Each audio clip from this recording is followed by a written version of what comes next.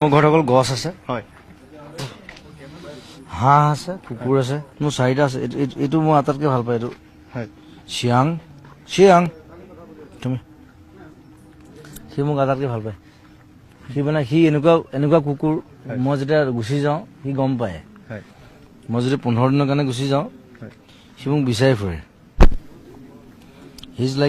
His এ crazy গাই। চিয়াং এইটো darling, এইটো নতুন ডাৰ্লিং। এইজনী চেক্সি, এজনী একদম সৰু, তেনেতো চেক্সি দিছো। হয় চেক্সি, ডাৰ্লিং, চিয়াং আৰু তিনটো আছে, ভিতৰত আছে। ই একদম ঠাণ্ডা, হয় আটাইতকৈ ৱাইজ কুকুৰ। ই চবকে চাই, সিহঁতক তিনিটাক চাই। সি অলপ ডাঙৰো তাহাঁততকৈ।